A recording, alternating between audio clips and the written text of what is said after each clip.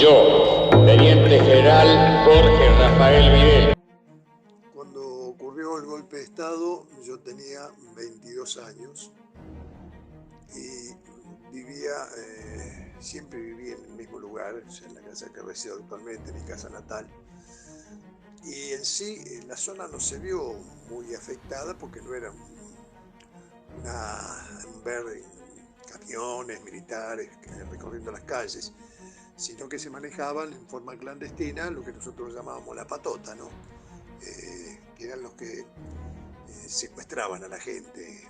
Estaban camuflados, vestidos de civil, lo único sí que veíamos las armas largas, qué sé yo.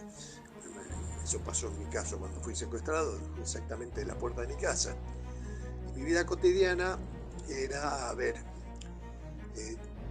trabajar normalmente. Yo trabajaba en una cuadra de casa, en una fábrica, y me secuestraron un sábado al mediodía. Los sábados trabajábamos hasta las 12, y me secuestraron de la puerta de casa.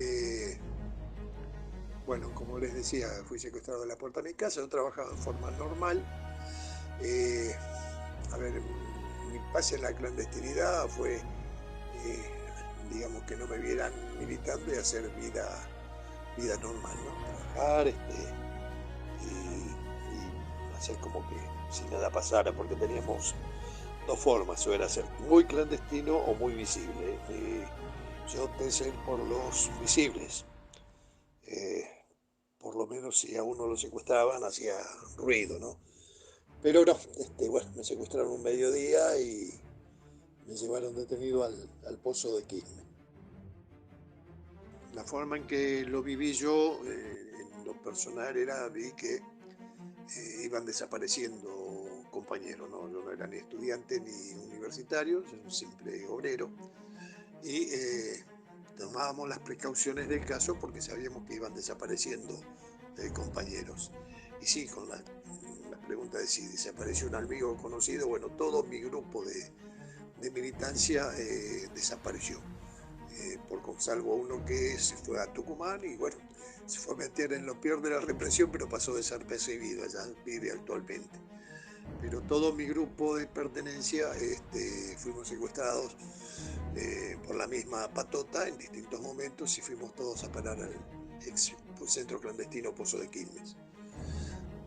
Escapar, no, nosotros no escapamos de los militares, porque no teníamos medio como para irnos del país, que era la única solución. Nosotros éramos militantes de base y por decisión mismo de todos nosotros los militantes optamos porque la conducción se fuera del país y los compañeros con mayor compromiso dirigencial, digamos. Pero bueno, así fue que también nos fueron secuestrando nosotros, ¿no? Con respecto a quiénes fueron los responsables de la dictadura militar, pero yo tengo bien claro que había un interés económico y pasó lo que pasó, ¿no? Que se quedaron con las empresas del país. Digamos que los militares fueron la mano de obra de todo un conjunto de poderosos señores en lo económico. Bueno, como dije, los militares por mi barrio no andaban, pero lo que pasaba es que en la sociedad había un temor, ¿no? Con respecto a la pregunta de qué pasaba con las personas. Bueno, el temor estaba permanente. Y con las cosas que fueron prohibidas durante la dictadura, bueno, fueron prohibidos libros, fueron prohibidas canciones, fueron prohibidos distintos artistas populares, ¿no? Fueron prohibidas las reuniones porque estábamos en estado de sitio, entonces más de 3 personas era motivo de que los llevaran detenidos.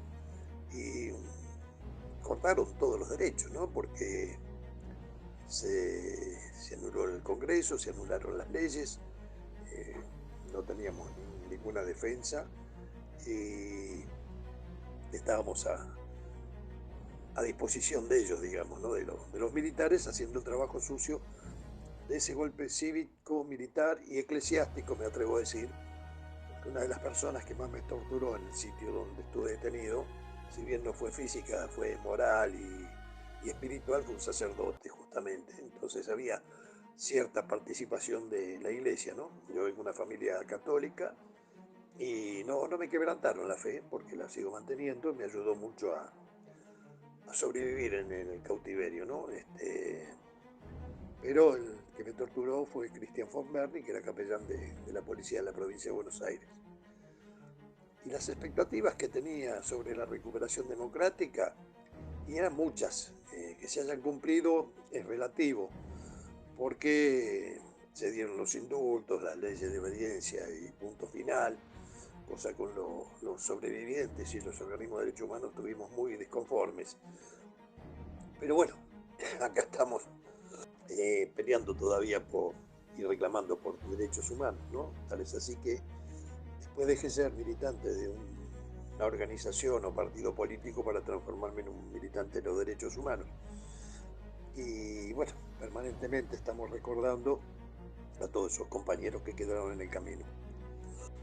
Y desde ya muchos estudiantes universitarios, ya con mayor esclarecimiento intelectual y mejor desarrollo de la política.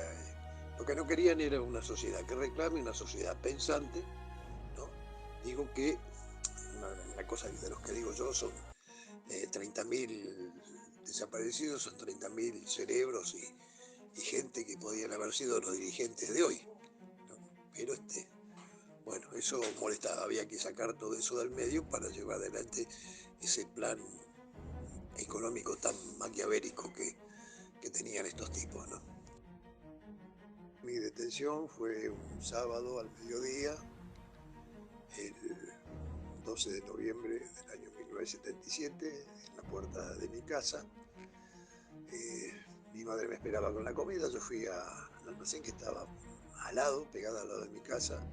Salí hablando con el almacenero y bueno, vimos que pararon un montón de autos en el cordón de la vereda. Eran 4 autos y bajaron tipos armados. Todavía les digo, bueno, Gallego, metete para adentro a ver si me vienen a buscar a mí. Y bueno, efectivamente caminé los 10 metros hasta la puerta de casa y me reducen a la vereda ante la vista de mi madre, que no entendía lo que pasaba. La última imagen que tuve de ella, que estaba agarrada del portón de casa, preguntando qué pasa. Y bueno, no, me introdujeron en el piso del asiento trasero de un auto y arrancaron la marcha y en el baúl llevaban a otro secuestrado, que después lo conocí dentro del centro clandestino. Bueno, nos llevaron, nos pusieron contra una pared, un pullover en la cabeza cada uno, y hicieron un simulacro de fusilamiento y de ahí al que venía conmigo lo pasan a la sala de tortura, que estaba en el fondo del garaje, del pozo de Quilmes. Lo torturan durante un largo tiempo, lo sacan, lo tiran en el piso al lado mío. Nos hicieron sentar en ese piso, ese garaje, después de ese simulacro de fusilamiento y bueno, pasan a mí a la sala de torturas donde me aplican pica eléctrica, golpes y pidiendo que dé nombres de compañeros. Doy el nombre de 2 compañeros muertos y después de esa sesión de tortura me llevan hasta el tercer piso, me alojan en una celda con las esposas puestas atrás en la espalda, digamos, las manos hacia atrás, y al que traían conmigo, que después supe que se llamaba Pablo Díquez, era un vecino del barrio, pero pertenecía a otra célula de la misma organización en que militábamos. Yo estaba en trabajo territorial y Pablo estaba en prensa. La prensa nuestra era un mimeógrafo, un aparato muy rudimentario donde imprimíamos los volantes que hacíamos. Y no nos conocíamos. El muchacho que también trabajaba en una fábrica y bueno, y usaba su casa para tener la imprenta y esa era su colaboración como militante. Bueno, Pablo actualmente está desaparecido y después me encuentro con otros compañeros dentro del centro clandestino de detención. Y qué sé yo, ver, no veíamos mucho porque estábamos en un espacio limitado con la ventanita que tenía la celda, pero escuchábamos muchísimo cómo traían gente constantemente y las torturaban. Y algunos compañeros que estaban en la celda los sacaban en los traslados y bueno, no sabíamos más de ellos. Y la mayoría era que los hacían desaparecer, ¿no? Inventaban enfrentamientos y después los diarios publicaban, murieron abatidos delincuentes subversivos en un enfrentamiento, y no, eran personas que tenían en cautiverio y cada tanto sacaban un grupo y los masacraban. Yo debo mi libertad a la relación con la iglesia católica que tenía mi familia. Obispo Loma de Zamora era tío de mi papá. Mi papá invocando a su tío, que ya era fallecido, después de haber presentado habeas corpus, recorrer comisarías, hospitales, los cuarteles, los que se les ocurra, recurrió a la iglesia y bueno, después atamos cabos estando yo en libertad, ¿no? Que a los 10 días después que me vino a ver este sacerdote, a mí me liberan. Y lo llamativo que el guardia que me llevó a la entrevista con este sacerdote, que estaba en una salita más grande que hay fuera del pabellón de las celdas, le preguntó qué tenía que ver yo con la iglesia, porque ese día el sacerdote me vino a ver a mí y se fue. Bueno, ahí relacioné, ¿no? Le dije al guardia que somos de una familia católica, con tíos sacerdotes, tías monjas, es más, un tío obispo, y tío de mi papá, ¿no? Y relacioné eso y después hablando con mi papá, ya estando en libertad, y bueno, sí, él me contó todo lo que hizo para poder encontrarme.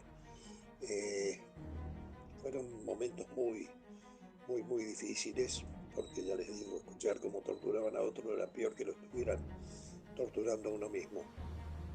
Y también secuestraban mujeres, eh, todo tipo de militantes, ya sea políticos, organizaciones armadas, movimientos sociales, movimientos eclesiales de base, secuestraban catequistas, monjas, mataron sacerdotes incluso. Y a las embarazadas las tenían, las cuidaban hasta el momento de parir, le sacaban las criaturas y mataban a las compañeras. Hubo muy contados casos de que no haya sido así. Y es más, por ejemplo, en el Pozo de Quilmes hubo embarazadas uruguayas que eran controladas por militares uruguayos que venían a verlas y incluso las alimentaban de una manera especial para que el embarazo llegara a término, y luego se quedaban con las criaturas y mataban a las madres.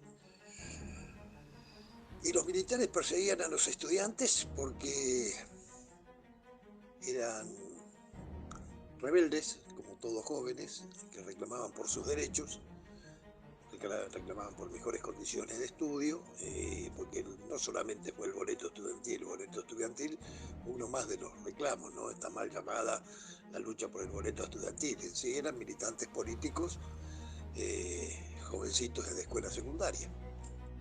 Incluso después en libertad sentirse mal al ver que no aparecían el resto de mis compañeros. Tuve mucho tiempo el sentido de sentirme culpable de estar vivo y mis compañeros no estén. Era parte de la tortura que continuaba en el tiempo. Por eso quiero ser, como digo siempre, la voz de los compañeros que no están y pedir y honrar por ellos y honrar la memoria de ellos, ¿no? Es una misión de vida que me puse.